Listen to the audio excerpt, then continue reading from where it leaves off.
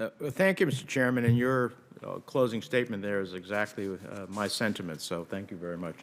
Um, Allowing property taxes to be fully deducted has been a bedrock principle of our tax code. It rewards states that provide services like education, public safety, transportation that improve the quality of life. The state and local tax deduction has been critical in ensuring housing stays affordable. Ms. Jenna, your members that are C corporations are able to fully deduct state and local taxes at the entity level against their corporate taxable income. Is that correct? Yes. If SALT was capped for these corporations, wouldn't that likely increase the cost for tenants? It could.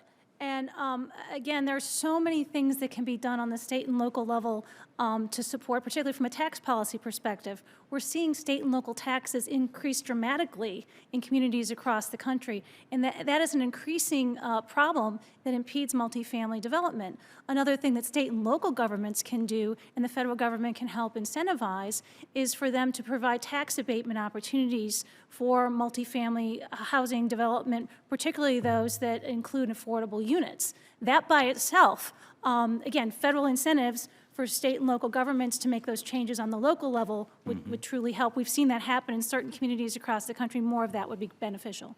Well, I appreciate that. I mean, unfortunately, what you described as a possibility is the unfortunate reality for middle-class homeowners in my state and many others.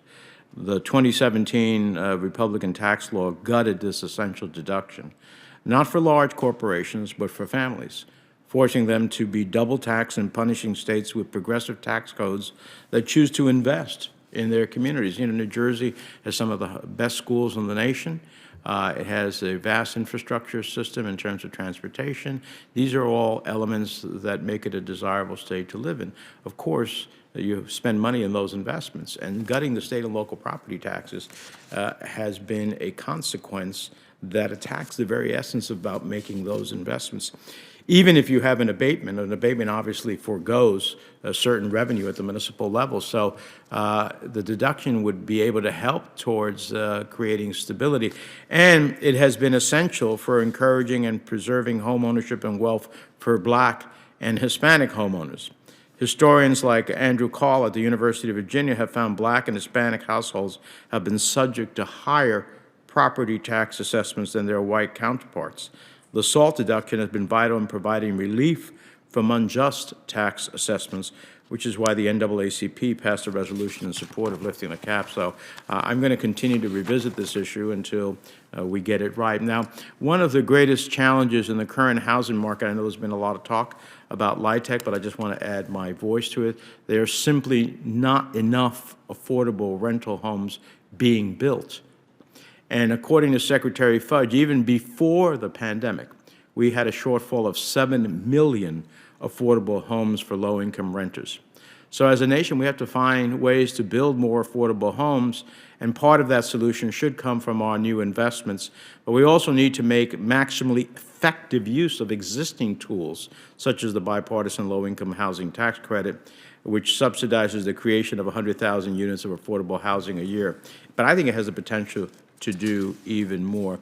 Ms. Jenna, what would it mean for the development of new multifamily buildings if Congress increased LIHTC's value and total amount of credits as outlined in the Affordable Housing Credit Improvement Act? Current estimates are that it would increase the value of the tax credit to create almost 2 million new homes. 2 million. But again, as we stated earlier, we have to start today. There is a real urgency in moving this legislation forward. We are already losing ground. And if this legislation were passed today, it would take 3 years to see the benefit of that. So we need those additional 2 million homes, but it's going to take a minute to get there. Now, tax credits like LIHTC are vital in increasing the supply of affordable housing, but developers first need to obtain financing to start construction and build homes. So institutions like community development financial institutions that deliver capital to communities where affordable housing is most needed, in my view, is a critical element of the housing ecosystem. Ms. Scott, can you talk about how CDFIs like yours support the development of affordable housing in underserved communities? Yes, Senator, thank you for this focus. The most important thing I think that the CDFIs are doing is really providing capital at the early stage of development when it's almost impossible to get pre-development funding to even start a project and conceive of it.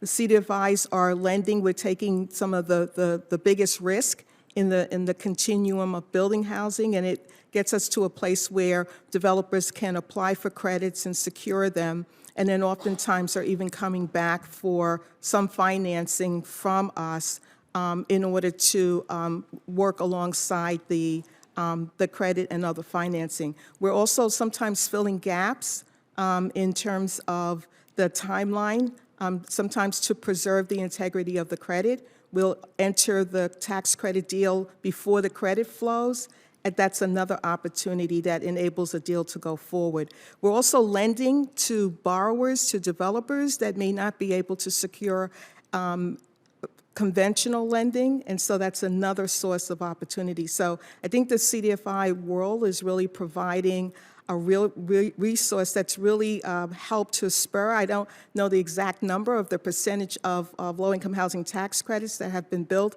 by CDFIs or helped to be built by CDFIs, but that number is substantial. Without the CDFI community, I don't think we would see as much housing, affordable housing production as we see now. Well, that's why you have a proven track record of delivering affordable housing development in underserved communities, which is why I led the effort to establish the CDFI Bond Guarantee Program, which enables CDFIs to execute large-scale development projects.